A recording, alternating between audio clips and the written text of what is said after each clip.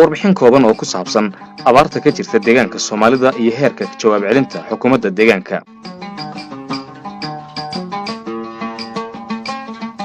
abaarta ka jirta deegaanka Soomaalidu waxay khatar xooggan soo food saarsiisay dad qiyaastii gaaraya 3.4 milyan oo qof, waxaana biyo la'aantu ay saamaysay dad dhan 3.2 milyan oo qof. waxaa biyo dhaaminta laga wadaa 84 degmo oo deegaanka ka mid ah, kuwaasi oo ay hoos yimaadaan 131 goobood oo biyo dhaamin maalinle ah u baahan, waxaana gurmadka biyo dhaanka ka faa'iideysanaya dad ka badan 2.4 milyan oo qof. dhimashada xoolaha ayaa waxaa lagu qiyaasaa in ay gaarayso 864 oo neef. marka haddaba loo yimaado jawaab celinta dowladda deegaanka Soomaalidu waxay gurmadka bilowday 6 bisha November ee sanadka 2021, xilligaasi oo 4 degmo ee gobolka Daawa loo diray gargaar isugu jira raashin, agab iyo weliba calafka xoolaha. laga soo bilaabo haddaba xilligaasi ilaa iyo maanta waxaa si aan kala go' lahayn u socda gurmadka abaaraha.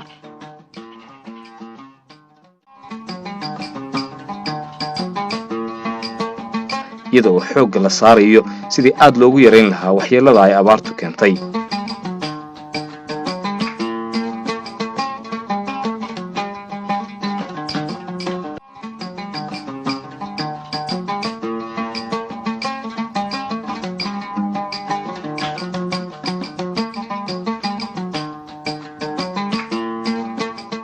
dhisidda guddiyo kala duwan oo haga gurmadka abaaraha ayaa laga sameeyey heer deegaan, heer gobol iyo mid degmo, waxaana loo qabtay miisaaniyad ka badan 700 oo milyan oo bir.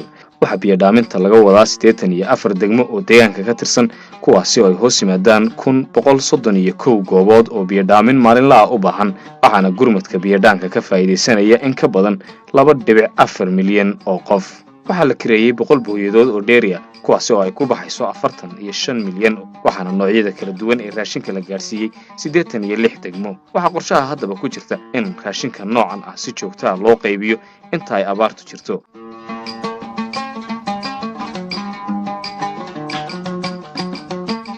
haddana waxaa soo gabagaboobay qaybinta raashinka gargaarka WFP wareegiisii 5aad, wareegaasi oo ay ka faa'iideysteen dad qiyaastii gaaraya 1,788,809 qoys, waxaana hadda si rasmi ah loo bilaabay qaybinta wareegii 6aad ee raashinka WFP. waxaa lacag caddaan ah oo ka badan 255 milyan oo bir loo qaybiyey dad ku nool 15 degmo, halka wareegga labaad ee lacagtaasina la qaybiyey 855 milyan, taasi oo laga bixiyey 25 degmo.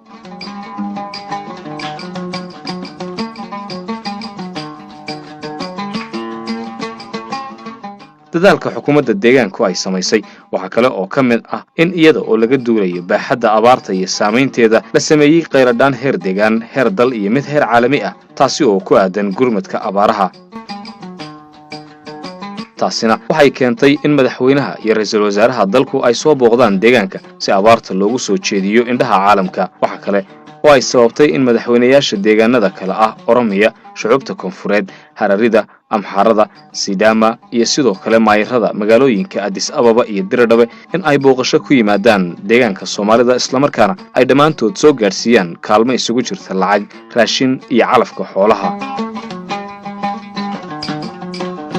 in badi hay'adaha qaramada midoobay iyo ururada caalamiga ah ay soo booqdeen deegaanka Soomaalida, kuwaasi oo ku jiro Bangiga Adduunka, waxaana gurmadka abaarta uu Bangiga Adduunku ugu deeqay lacag gaaraysa 64.3 milyan oo dollar. waxay sababtay in bangiyada qaar, xawaaladaha iyo qurba joogta iyo sidoo kale ganacsatadu in ay doorkooda muhiimka ah ka qaataan gurmadka loogu jiro abaarta. isu tashiga iyo dadaalada bulshada dhexdeeda ah ayaa iyaguna door muhiim ah ka qaatay.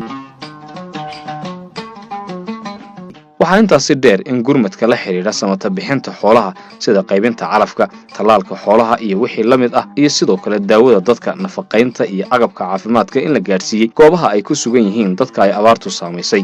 maadaama oo haddaba isu gurguurku uu aad u badan yahay, waxaa xoogga la saaray caafimaadka xoolaha. 3 bilood ee u dambeysana waxaa la tallaalay ama se la daaweeyay xoolo aad u badan oo 25 degmo oo deegaanka ka tirsan ku kala sugan. Si guud haddaba marka loo fiiriyo waxaa ilaa iyo hadda socda dadaalka dawladda, waxaana maamulka deegaanku uu noqonaya kan sida ugu heer sarreysa uga jawaabaya masiibada abaarta ee ku habsatay guud ahaan dhulalka Soomaaliyeed iyo meelo kale oo ka tirsan Geeska Afrika.